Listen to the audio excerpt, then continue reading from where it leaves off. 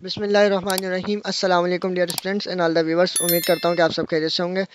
अच्छा, तो आज जो है हमारा जीसी यूनिवर्सिटी की प्रिपरेशन का लेक्चर नंबर 1 है फिजिक्स का। ठीक है, तो इसमें हम क्या करेंगे, इसमें हम जो है एक्सपेक्टेड एमसीक्यूज़ को डिस्कस करेंगे। एक्सपेक्टेड एमसीक्यूज़ क्या होते हैं, जो हमारे पास आ सकते हैं। ठीक है, पेपर में आ सकते हैं नहीं मतलब ये आएंगे। ठीक है, तो अब इसको किस तरह से हम पढ़ेंगे, पहले हम फर्स्ट ईयर की सीरीज स्टार्ट करेंगे, देन फिर हम जो है इंटर की सीरीज स्टार्ट करेंगे। ठीक है, तो इसमें मैं सारे आपको जो है फर्स्ट ईयर में जितने भी फर्स्ट ईयर की बुक से चैप्टर वाइज जितने भी एमसीक्यूज़ बन सकते होंगे, ठीक है, वो मैं आपको यहाँ पे सॉल्व जो है करवाऊंगा। ठीक है, और फिर हम इंटर के एमसीक्यूज़ को डिस्कस करेंगे।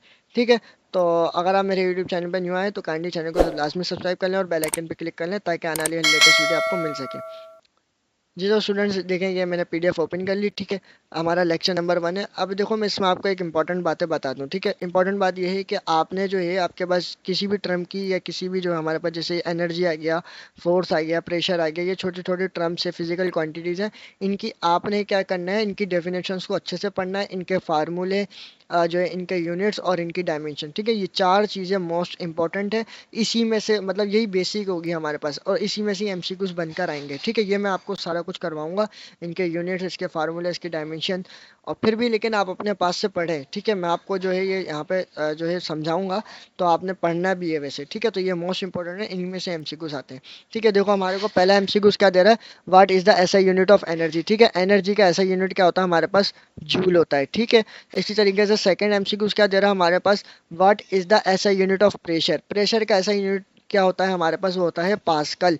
ठीक है, ये आपने फार्मूले, इनकी डायमेंशन, इनकी यूनिट्स और जो है इनकी डेफिनेशंस, ये चारों चीज़ें आपने अच्छे से याद रखनी है। ठीक है, इसी तरह का देखो हमारे पास ये आ गई क्या, डेफिनेशन आ गई। अब देखो डेफिनेशन क्या दे रहा है, वो दे रहा है हमारे को product of speed and time is. ठीक है, अगर हम स्पीड का और टाइम का प्रोडक्ट करें तो हमारे पास क्या कहलाता है, वो कहलाता है हमारे पास डिस्टेंस। कैसे, देखो अगर स्पीड जो है हमारे पास किसके इक्वल होता है, हमारे पास स्पीड जो है इक्वल होता है distance, distance divide by time. ठीक है, टाइम यहाँ पे क्या कर रहा है, डिवाइड, वहाँ जाके क्या करेगा, मल्टीप्लाई। जब वहाँ जाके मल्टीप्लाई करेगा तो जो है डिस्टेंस की डेफिनेशन क्या बन गई, स्पीड इनटू टाइम। ठीक है, तो ये हमारे पास स्पीड है। क्वेश्चन नंबर 4 देखें हमारे को क्या दे रहा है। ठीक है, क्वेश्चन नंबर 4 दे रहा है द ऐसा यूनिट ऑफ फोर्स। फोर्स का ऐसा यूनिट क्या होता है हमारे पास, वो होता है न्यूटन। ठीक है, इसी तरीके से क्वेश्चन नंबर 5 देखो क्या दे रहा है, वो दे रहा है attraction between the body and earth is defined as. अगर जो हमारे पास बॉडी और अर्थ के बीच का जो डिफरेंस के अट्रैक्शन है हमारे पास, वो किसकी डेफिनेशन कहलाती है, वो कहलाती है वेट की। क्यों, क्योंकि देखो वेट का फार्मूला क्या होता है, W W is equals to M G. ठीक है, अब इसी तरीके से the rate of change of velocity is known as, किसी भी वेलोसिटी में चेंज आया तो वो हमारे पास क्या कहलाती है, हमारे पास एक्सेलरेशन कहलाती है। ठीक है, ये एक्सेलरेशन की आपको डेफिनेशन दे रहा था। इसी तरीके से क्वेश्चन नंबर 7 दे रहा है such a physical quantity which have magnitude as well as direction is known as. ठीक है, ऐसी कौन सी क्वांटिटी है जिसके अंदर मैग्नीट्यूड भी होता है और डायरेक्शन भी होती है, वो हमारे पास कौन सी क्वांटिटी कहलाती है, वेक्टर क्वांटिटी। ठीक है, आठवां एमसीक्यू क्या दे रहा है आपको, द यूनिट ऑफ फ्रीक्वेंसी। ठीक है, फ्रीक्वेंसी का हमारे पास यूनिट क्या होता है, हर्ट्ज होता है। ठीक है, हमारे पास बी ऑप्शन राइट है।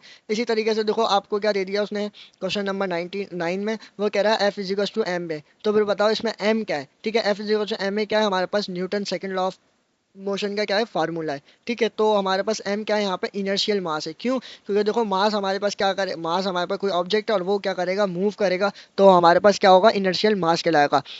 अच्छा, क्वेश्चन नंबर 10 क्या दे रहा है हमारे को, वो दे रहा है what type of energy store in a stretch rubber band. ठीक है, वो कौन सी एनर्जी है जो किसी जो है किसी भी ऑब्जेक्ट के अंदर स्टोर हो जाती है। ठीक है, देखो एनर्जी की होती है दो टाइप्स, मेन टू टाइप्स होती है, कौन कौन सी, एक होती है काइनेटिक एनर्जी और एक होती है पोटेंशियल एनर्जी। ठीक है, काइनेटिक एनर्जी का क्या काम होता है, काइनेटिक एनर्जी जो है हमारे पास मूविंग में होती है यानी कि हरकत में होती है। ठीक है, और पोटेंशियल एनर्जी हमारे पास जो होती है रेस्ट में होती है यानी कि किसी भी ऑब्जेक्ट में हमारे पास स्टोर होती है। ठीक है, तो इसका राइट ऑप्शन क्या है, हमारे पास सी है। ठीक है, इसी तरीके से आपको क्वेश्चन नंबर 11 में बोल रहा है the speed of light in a vacuum is approximately. ठीक है, स्पीड ऑफ लाइट की वैल्यू आपसे पूछ रहा है वो कितनी है अप्रोक्सीमेटली, जो हमारे पास है 3 मल्टीप्लाई बाय 10⁻⁸ अच्छा देखो इसने आपने यहाँ पे इसके यूनिट्स भी याद रखने हैं। ठीक है, ये देखो इसका यूनिट लिखा हुआ है मीटर पर सेकंड। अगर आपको यही ऑप्शन दे दे 10⁻⁸ और एक दे मीटर पर सेकंड और एक दे मीटर पर सेकंड स्क्वायर, तो आपने मीटर पर सेकंड वाले पे लगाना है क्योंकि इसका जो स्पीड का यूनिट है वो क्या है, मीटर पर सेकंड। और मीटर पर सेकंड स्क्वायर जो है हमारे पास किसका है, वो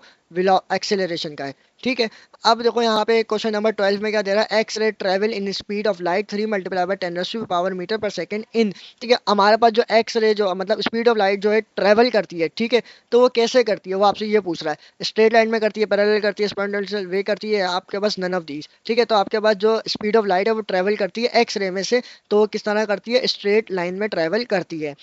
क्वेश्चन नंबर 13 दे रहा है, if an object has constant velocity, ठीक है, देन इट्स एक्सेलरेशन। ठीक है, वो कह रहा है अगर किसी भी बॉडी की जो वेलोसिटी है वो कांस्टेंट हो जाए, ठीक है, यानी कि एक फिक्स हो जाए, तो हमारे पास एक्सेलरेशन क्या होगी, वो हमारे पास तब एक्सेलरेशन जो है जीरो हो जाएगी।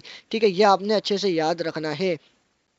ठीक है, इस तरह का सवाल लाजमी देगा कि अगर एक्सेलरेशन जो है वेलोसिटी मैक्सिमम हो जाए, मिनिमम हो जाए, तो एक्सेलरेशन कितनी होगी, तो ये अच्छे से आपने पढ़ना है, इसको देखना है। ठीक है, अब जो है क्वेश्चन नंबर 14 में क्या दे रहा है, वो कह रहा है energy in a motion is known as. ठीक है, एनर्जी जो एनर्जी हमारे पास मोशन में होती है उस एनर्जी को हम क्या कहते हैं, वो काइनेटिक एनर्जी होती है, जो मैंने अभी आपको पीछे बताया कि हमारे पास काइनेटिक एनर्जी जो है मूविंग में होती है और पोटेंशियल एनर्जी हमारे पास कहाँ पे होती है, रेस्ट में होती है। ठीक है, इसी तरीके से क्वेश्चन नंबर 15 दे रहा है, ultimate source of energy that we use is. ठीक है, अल्टीमेट सोर्स ऑफ एनर्जी बताओ जो हम यूज करते हैं। ठीक है, यानी डेली लाइफ में जो हमारे पास यूज होती है वो कौन सी सोर्स है। ठीक है, सनलाइट जो है हमारे पास वो सोर्स है एनर्जी की।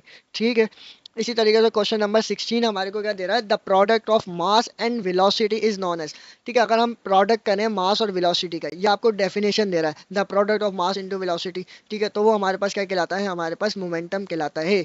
ठीक है, मोमेंटम का फार्मूला क्या है, मास इनटू वेलोसिटी, तो ये क्या डेफिनेशन बन गई, तो आप किसकी डेफिनेशन है, वो मोमेंटम की।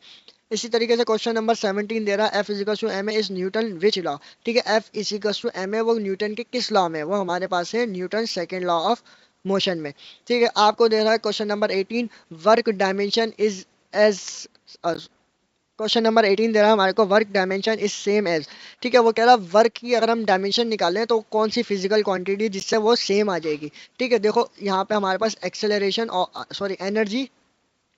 ठीक है, तो यहाँ पे हमारे पास क्या है, खाली एनर्जी, खाली क्या है, एनर्जी।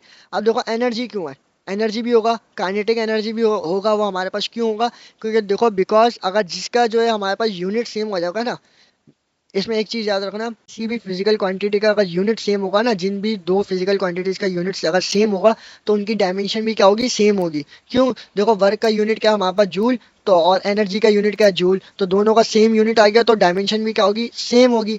ठीक है, इसी तरीके से क्वेश्चन नंबर 19 हमारे को क्या दे रहा है, वो कह रहा है what is the unit of capacitance. ठीक है, कैपेसिटेंस का हमारे पास यूनिट क्या होगा, वो होता है हमारे पास फ्रॉड।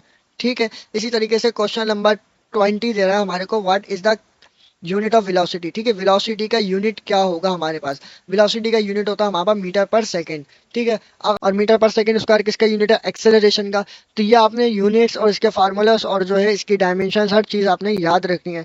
फिर मैं आपको समझाऊंगा, उसमें बताऊंगा, नो टेंशन, इंशाल्लाह मैं कल परसों से डेली बेसिस पे वीडियो अपलोड करना स्टार्ट कर दूंगा। ठीक है, तो ये हमारा लेक्चर यहीं पर ही खत्म हुआ, इंशाल्लाह नेक्स्ट लेक्चर में मिलेंगे। वीडियो अच्छी लगी तो वीडियो को लाइक कर दिएगा और अपने दोस्तों के साथ लाजमी शेयर कीजिएगा। थैंक्स फॉर वॉचिंग, दुआ में याद रखिएगा।